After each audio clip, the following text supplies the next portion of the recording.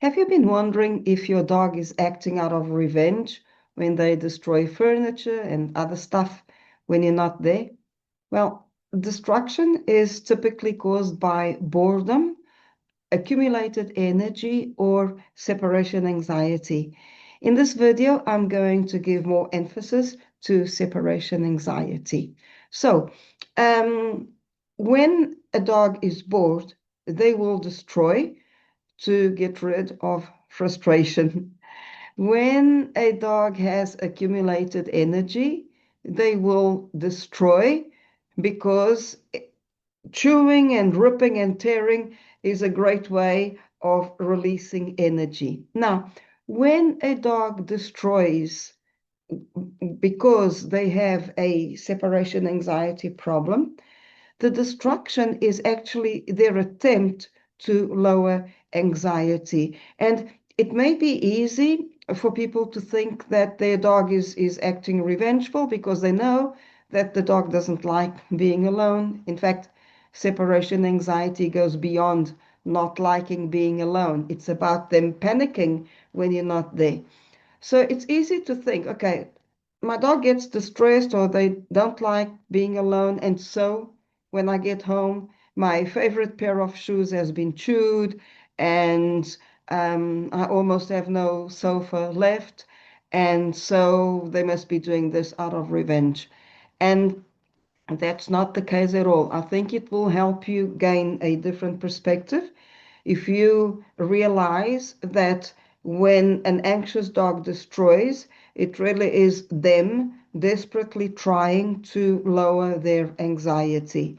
So it's important for them to be able to chew and tear, but obviously not your items. So here's a couple of things that you can do to minimize the destruction.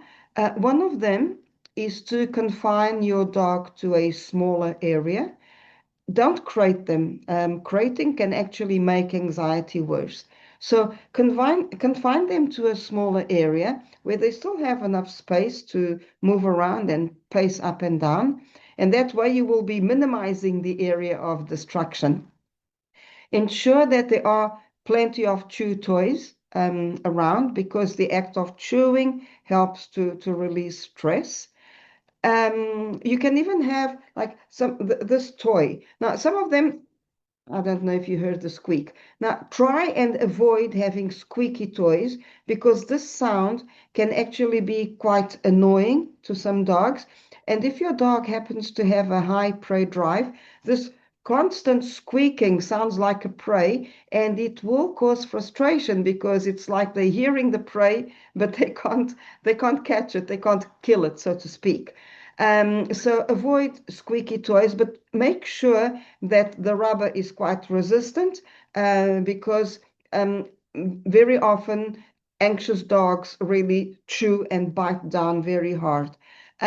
So it's important to have chew toys. It's also important to have food dispensing toys because their brain needs to be engaged. That's another way of not destroying your things and lowering anxiety. Now, one thing that I would like to bring awareness to is that it's not just any food dispensing toy that will do. Usually, anxious brains do need mental stimulation, they need to be engaged, but then they also tire easily. So, if your dog's anxiety is severe and you opt for very challenging food dispensing toys, your dog might not engage with the toy at all simply because it's too challenging. So, if your dog's anxiety is mild, you can opt for more challenging food dispensing toys. Now, if it's severe, you can even start with a game of treasure hunt where you just scatter food and treats, just scatter them on the floor and let your dog sniff them out and eat them. And that is really simple. It still engages his mind, it engages his sense of smell, and sniffing has a calming effect. That's why many food dispensing toys are food dispensing because food has a strong smell. Um, so you can start then with a game of treasure hunt. Then you can purchase maybe a ball. You know, there are balls with a hole, and you can put the food inside and treat.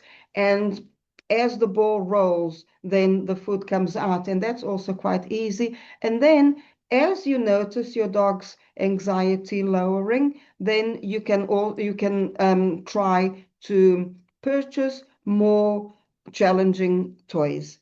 I hope you found this helpful. If you did, just go down to the subscribe button and hit it to watch a lot more videos. Our channel is all about anxiety problems and separation anxiety in dogs. Take care.